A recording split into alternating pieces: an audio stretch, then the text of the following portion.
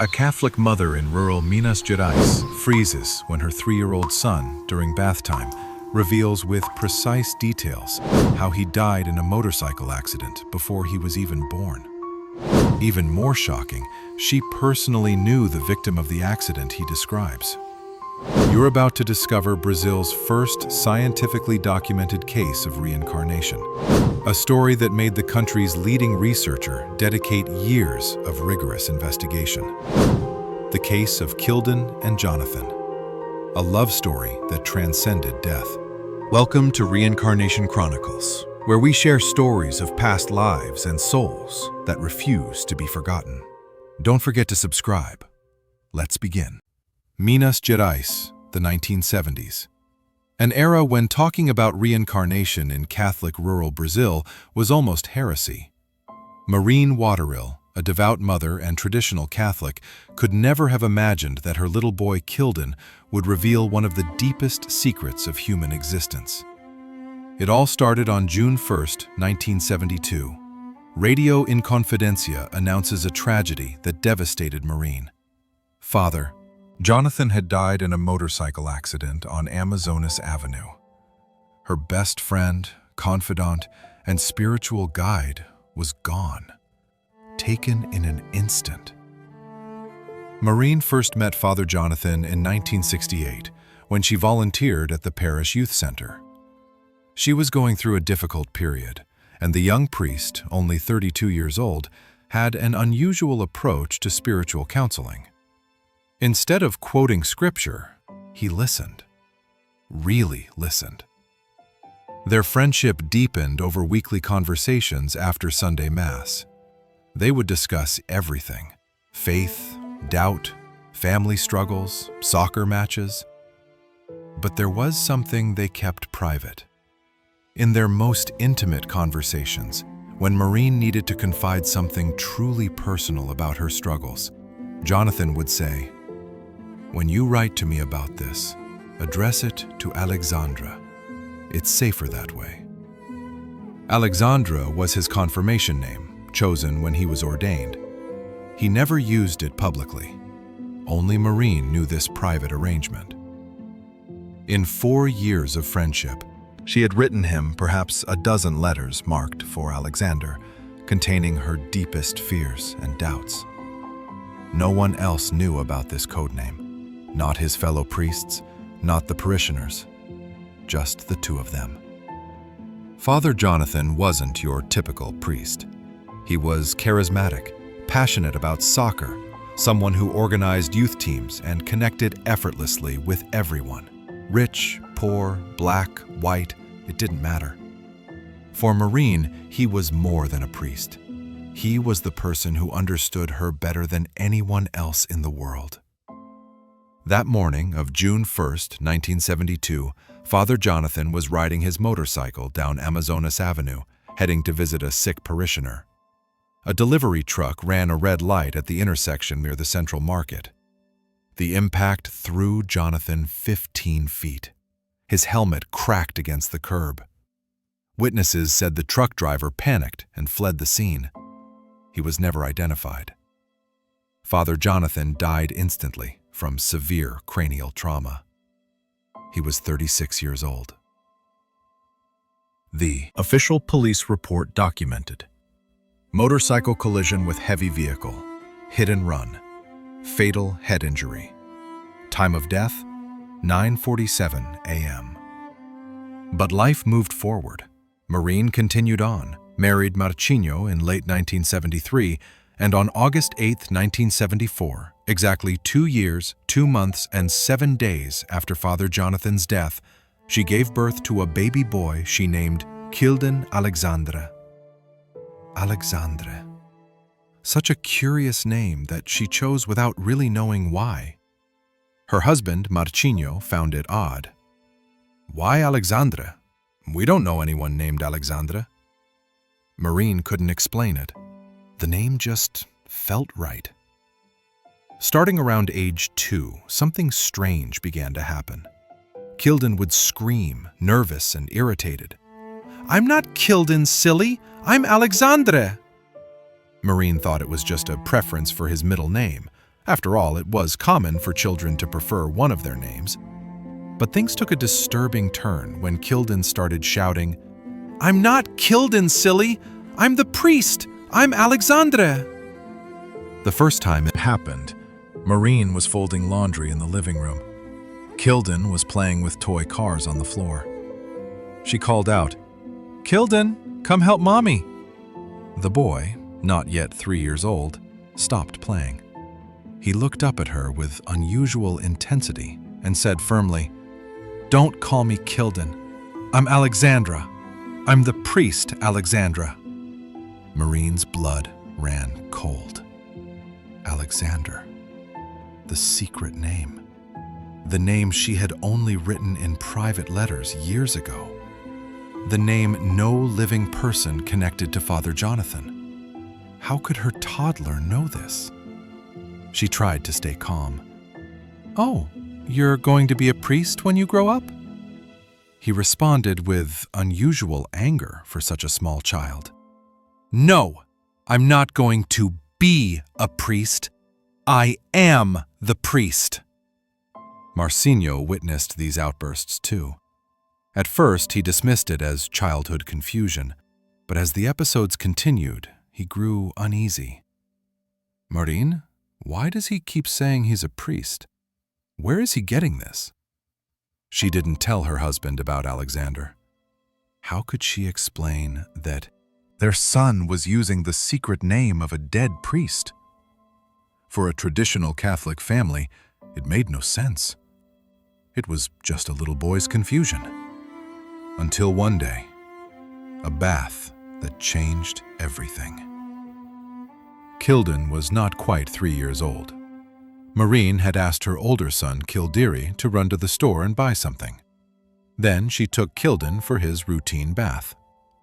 Nothing indicated that the next few minutes would shatter her understanding of life and death. After lifting the boy out of the basin, Maureen wrapped him in a towel and headed to the bedroom to dress him. On the way there, as she always did playfully, she asked, "Where did Mommy get this little sweetheart? Where?"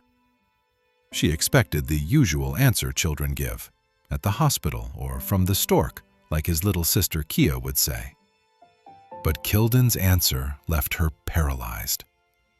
With wide eyes, completely serious, the little boy said, "You know, I was riding my motorcycle. Then a truck came and hit my motorcycle. I fell with my head on the ground and died. I went down there to the bottom, and then you got another me." Maureen felt her world collapsing. Every detail matched the police report she had read 4 years earlier. Motorcycle, truck, head injury, the truck fleeing. She was hearing Father Jonathan's death described by a child who wasn't even born when it happened. Terrified, she asked, "When did something like this happen to you, my son?" "When I was a priest. My motorcycle fell on the ground and I stayed there at the bottom in the hole.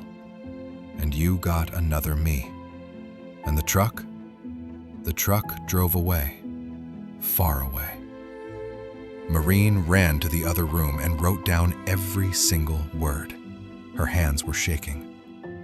That answer would shake even the coldest skeptic, she thought. It was necessary to document everything. Suddenly, the puzzle pieces snapped together with terrifying precision. Kilden's screams when called by his first name. Him always saying he was the priest.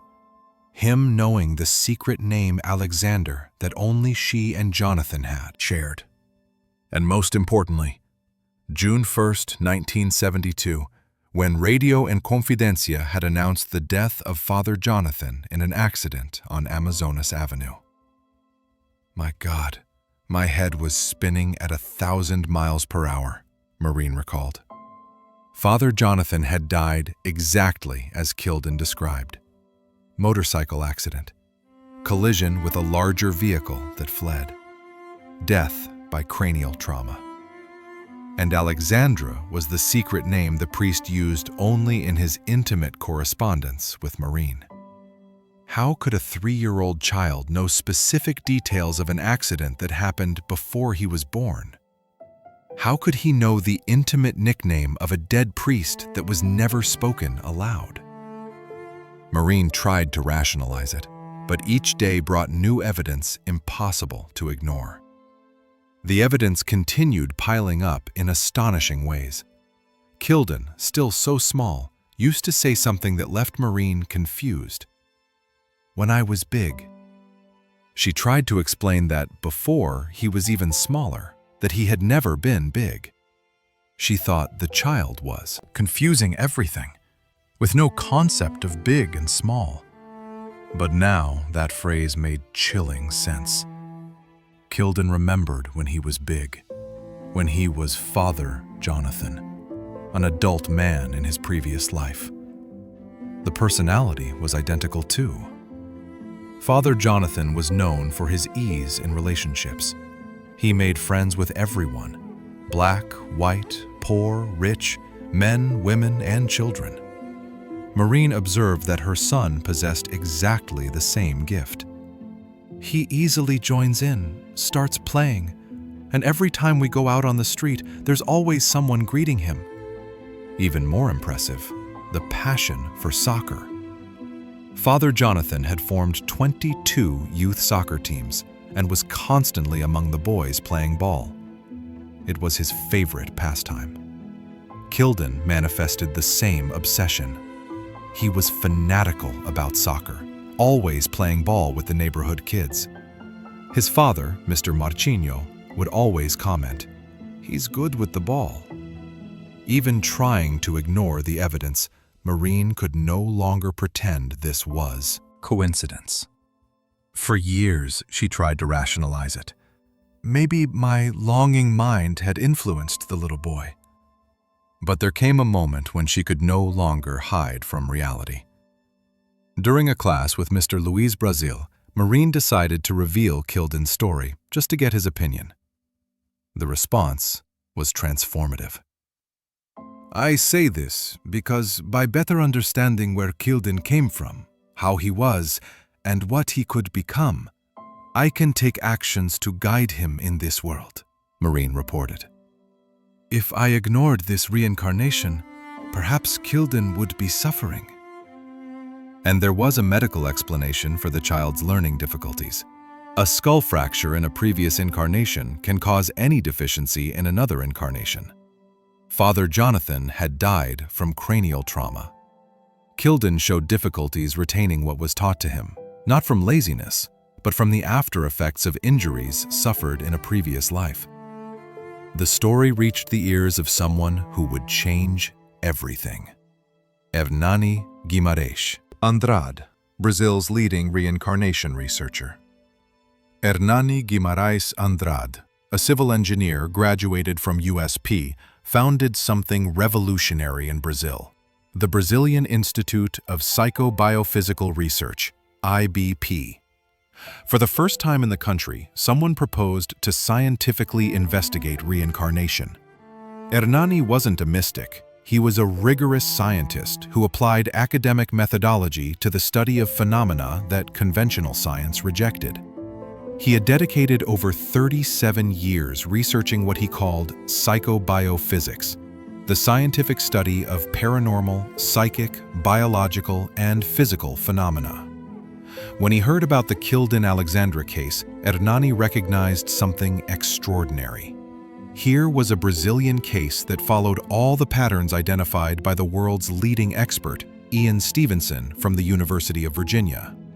Stevenson had visited Brazil in 1972 and personally knew Hernani's work. The IBP cases were so rigorous that they were included in the International Reincarnation Archives at the University of Virginia. Hernani organized a scientific expedition to Kilden's family. He was not a man who accepted evidence without meticulous investigation. For decades, he had refuted frauds, identified hallucinations, and unmasked charlatans. If he was going to study this case, it would be with absolute scientific rigor. The first impression was striking. During the visit, Hernani observed Kilden for a long time. He showed not the slightest sign of mediumship, much less of being a potential possessed person. He proved to be a lively, intelligent, and absolutely normal boy. This eliminated the hypothesis of mediumistic incorporation, one of the most common explanations for apparent reincarnation cases. Kilden wasn't being possessed by the priest's spirit. He didn't go into trances. He didn't drastically change personality. He didn't speak like an adult. Hernani gave Marine a detailed questionnaire to be answered in writing.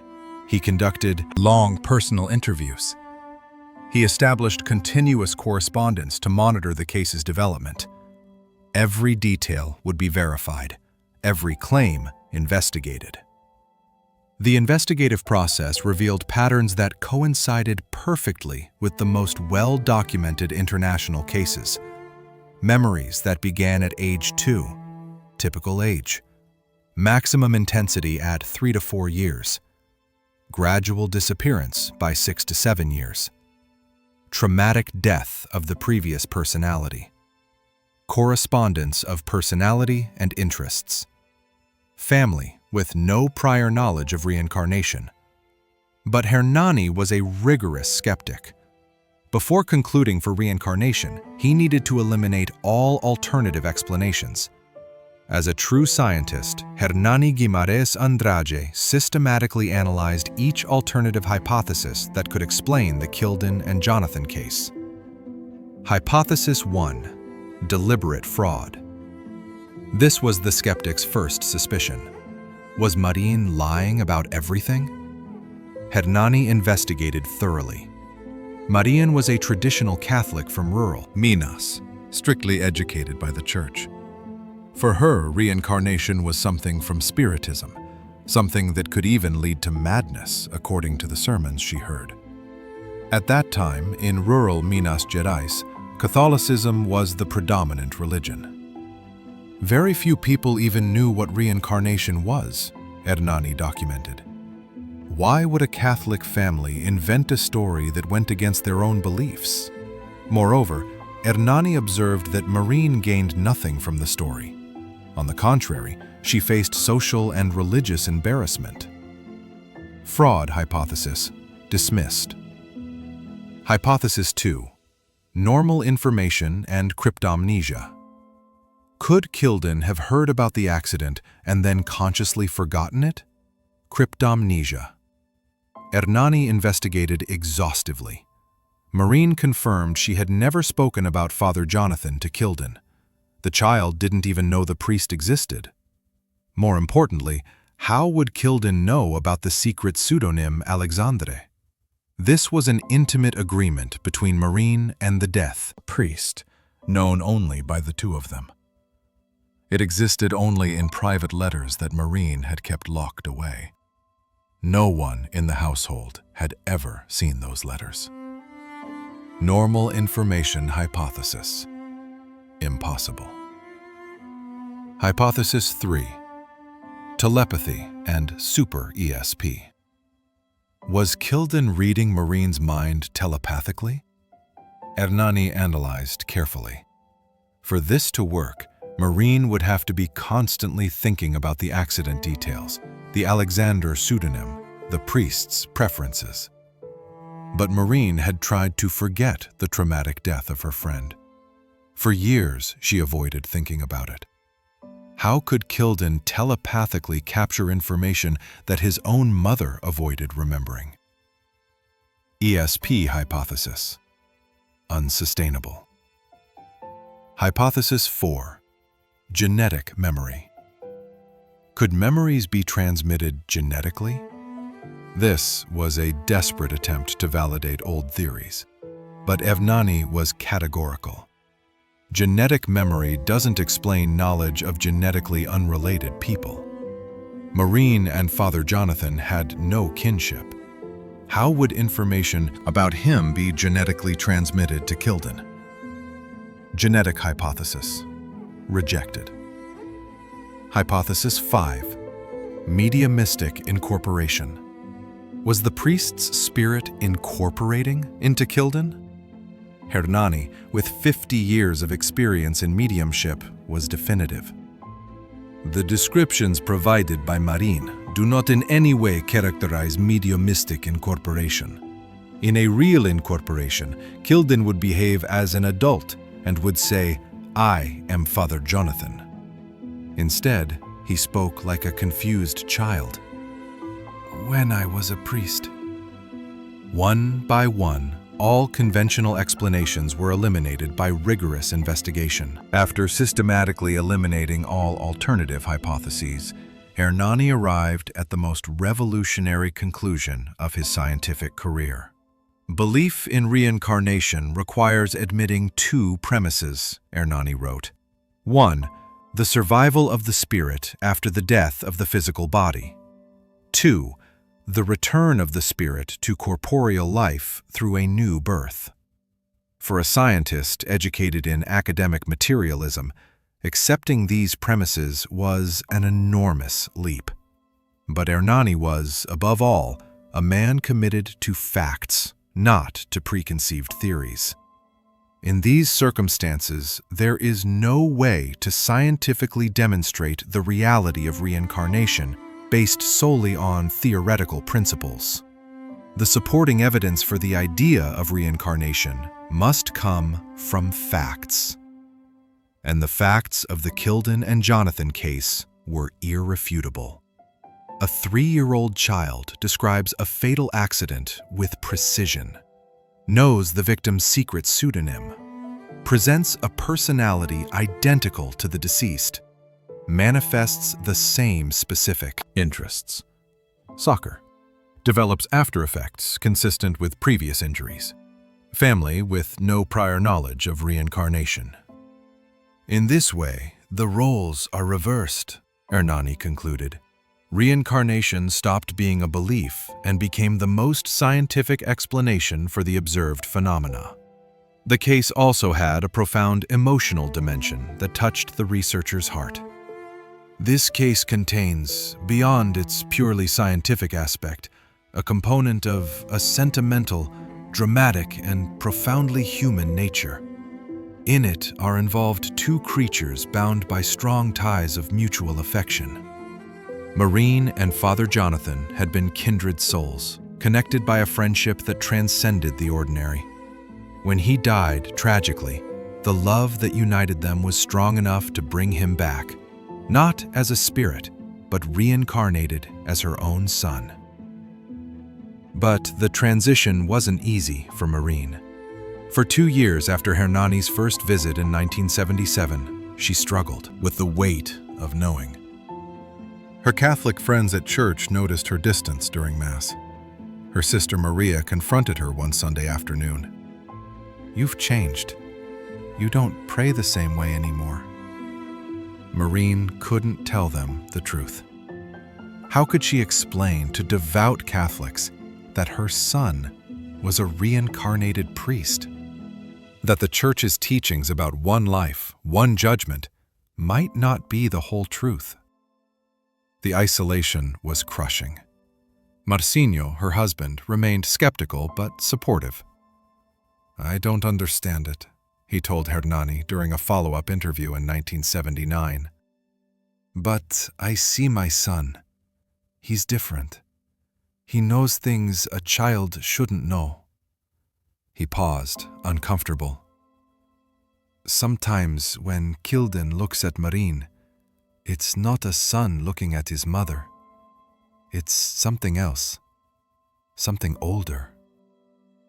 The turning point came in 1980 when Kilden was 6 years old. They were visiting the old parish where Father Jonathan had served. Kilden, who had never been there before, walked directly to a storage room behind the altar. "My soccer balls are in there," he said matter-of-factly. Marin's heart stopped. She opened the door.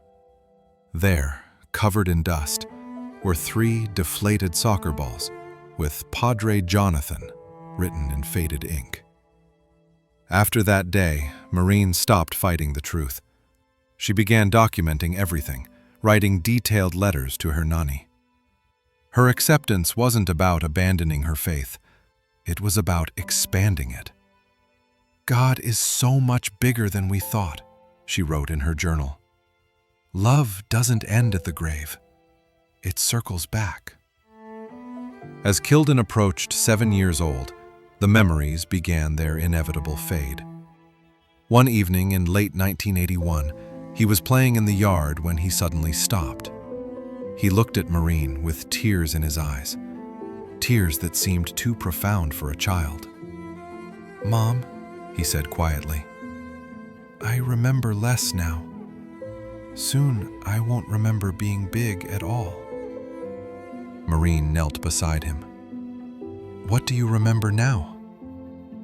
"I remember being happy, playing soccer with boys, and I remember you. You were sad, and I wanted to come back, to make you happy again." His voice cracked. "But I can't remember why you were sad anymore." It was the last time Kilden spoke about being Father Jonathan. The memories didn't disappear with drama. They simply dissolved, like morning fog under sunlight. By his 8th birthday, Jonathan was truly gone, leaving only his gentle personality and his love for soccer in the boy named Kilden. Once the reality of reincarnation is evidenced, at least in the case we are now studying, it seems to us to highlight with unusual clarity the permanence of the feelings that intervene in human relationships. Love had conquered death. Jonathan had truly been reborn through love. But the story had even deeper implications for our understanding of human consciousness. Hernani's investigation revealed patterns that revolutionized scientific understanding about reincarnation in Brazil. Reincarnatory memories in the child begin approximately at the time when she learns to speak, the elocutionary phase, Hernani documented. Such memories reach maximum intensity around age 4, then continue decreasing until 6 or 7 years, the time when they generally disappear completely. Kilden followed this pattern exactly. At 2 years old, he began protesting that he was Alexandre. At 3, he revealed details of the accident. At 4, the memories were at their peak. Gradually, as he grew, Jonathan's memories faded, giving way to Kilden's emerging personality. Likewise, sporadic flashes of spontaneous recollection can arise that occur on some occasions, when some fact or situation provides associations capable of bringing to the surface of consciousness the memory of certain striking events. This pattern was identical to that observed by Ian Stevenson in thousands of cases around the world. Brazil wasn't isolated. It was part of a global phenomenon that challenged conventional scientific paradigms.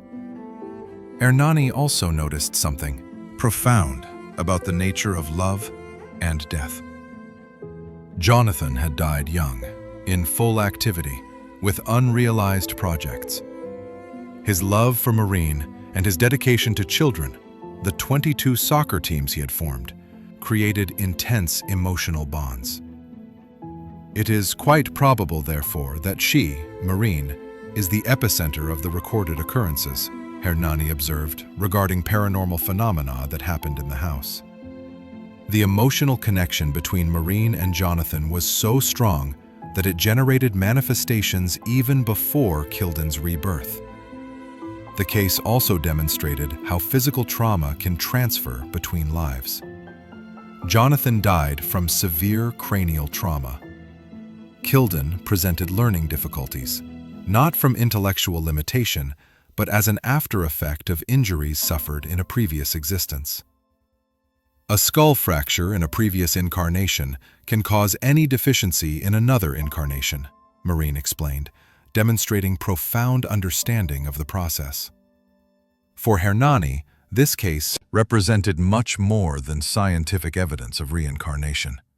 It was the demonstration that the feelings that intervene in human relationships are truly perennial, capable of surviving death and reconnecting souls through time.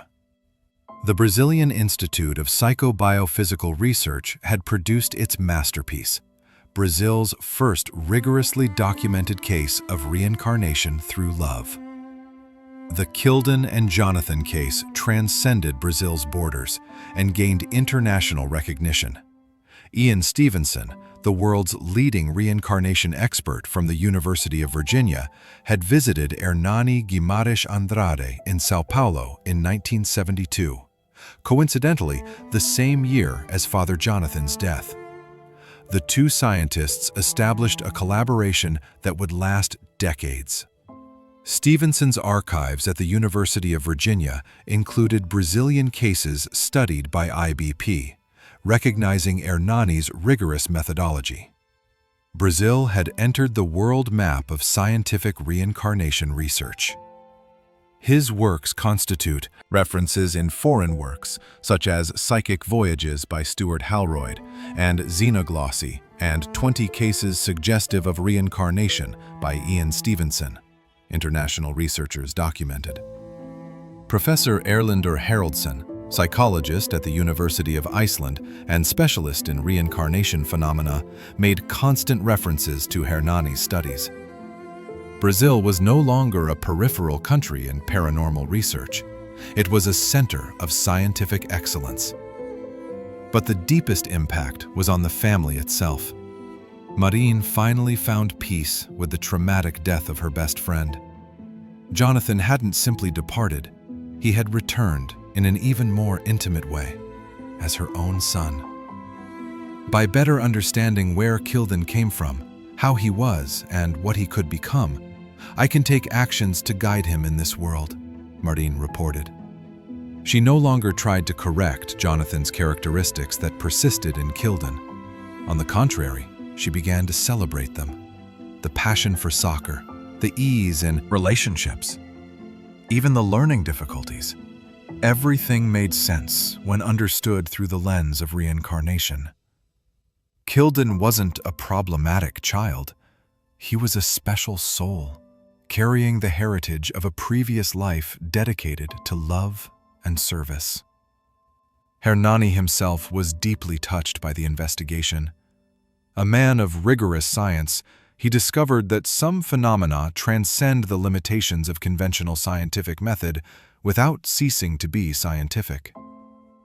This singular love story assumes, in some of its moments, such drama that it can give the impression of a fiction novel, Hernani wrote. However, the documentation we possess is more than sufficient to convince any person free from religious or doctrinal prejudices. The case was documented, verified, published. But its implications for humanity were even deeper. The Kilden and Jonathan case raised fundamental questions about the nature of consciousness, love, and human existence. We think we depend on the body to exist, but what happens is precisely the opposite. The body depends on us to be able to exist, Hernani reflected, citing contemporary research. And when we leave this body behind, it immediately becomes refuse. This was a revolutionary conclusion for 20th century materialist science. Consciousness wasn't a product of the brain. It was something that existed independently and could survive bodily death. For Marine, acceptance of reincarnation brought profound transformation. I tried for some years to ignore it. I was preferring to think that my longing mind had influenced such a small boy. But pretending nothing had happened would be denying reality itself. Today I know that alone with the matter only to myself, pretending such a matter didn't exist, I wouldn't be able to overcome everything I've been overcoming. Acceptance of Jonathan's reincarnation in Kilden allowed Marine to process grief in a healthier way. Her friend hadn't died. He had gone through a transition to continue the journey beside her in an even closer way. Hernani observed that the case was the probable link in a much more extensive drama. The whole story may already have been rolling like an enormous wave in the turbulent wake of the past for many, many years. This perception suggested that Marine, Jonathan, and Kilden were part of a group of souls that meet again through multiple existences, learning and evolving together through the centuries, to gradually reach stages of less violence and less suffering, similar to the lacy, foamy fronts of waves that gently dissolve on the sand of beaches. Love was the driving force of this evolution. Not Hollywood romantic love, but the deep love that recognizes the soul behind physical appearances and commits to mutual growth through time. Father Jonathan's death had been traumatic, but necessary, so he could return in circumstances that would allow him different development. As Marine's son, he would experience the maternal love he perhaps had never known in his celibate life. Would love be like spring? Hernani questioned poetically in the epilogue. A cyclical force that always returns, renewing and transforming everything it touches. The Brazilian case had demonstrated that love is truly stronger than death. The Kilden and Jonathan case leads us to an inescapable conclusion. We are so much more than we imagined.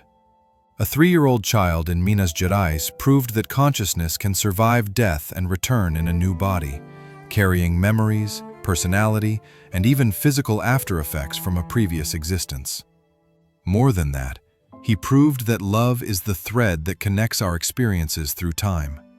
The boy who screamed, "I am Alexandre, I am the priest," wasn't having hallucinations. He was expressing the deepest truth about his identity, a truth that materialist science still cannot fully comprehend. Hernani Guimarães Andrade, with 37 years of rigorous research, arrived at the conclusion that forever changed Brazilian scientific understanding about reincarnation. The supporting evidence for the idea of reincarnation must come from facts. And the facts are irrefutable. For Marine, the case brought profound understanding about loss and reunion. Her best friend hadn't died. He had returned in an even more intimate way. Father Jonathan, whom she loved so much, was now her own son, allowing her to experience maternal love in its maximum expression. Kilden grew up knowing his extraordinary story, but developing his own identity. Jonathan's memories gradually disappeared, as happens in all documented cases of childhood reincarnation. He became fully Kilden, carrying only the positive personality traits from his previous life. Once the reality of reincarnation is evidenced, Hernani concluded, it seems to us to highlight with unusual clarity the permanence of the feelings that intervene in human relationships. The Brazilian Institute of Psychobiophysical Research had given the world its most important contribution: the scientific demonstration that reincarnation is not just possible, it is a documented reality that happens when love is strong enough to transcend death. How many times have you felt an inexplicable connection with someone you just met? How many times have you been certain you already knew a person before even talking to them? How many times have you visited a place for the first time and felt at home? Perhaps these experiences are echoes of relationships that transcend this existence. Today, Hernani Guimarães Andrade's pioneering work continues to inspire researchers around the world. His rigorous methods established Brazil as an international reference in the scientific investigation of phenomena that challenge our conventional understanding of reality. The Kilden and Jonathan case was documented in the book Reborn Through Love, 1995, and remains one of the most well-documented reincarnation cases in world scientific literature. Its story has inspired families, consoled the bereaved, and opened skeptical minds to possibilities that transcend our current understanding of life and death. In the end, this Brazilian case teaches us the most beautiful truth about human existence. We are eternal souls, connected by bonds of love that not even death can break. Those we love deeply never truly leave us. They just change form, waiting for the right moment to return and continue the journey by our side. Death may be just a transition, not an end. And love can be truly eternal. If this story touched your heart, share it with someone special. Maybe it's exactly what that person needs to hear today. Subscribe to Reincarnation Chronicles for more extraordinary cases that challenge our understanding of reality. This was our first Brazilian story, and it certainly won't be the last. In the comments, tell us, have you ever had an experience you couldn't explain? Have you felt inexplicable connections with people or places? Your story could be the next one we investigate. Until the next journey through the mysteries of human existence.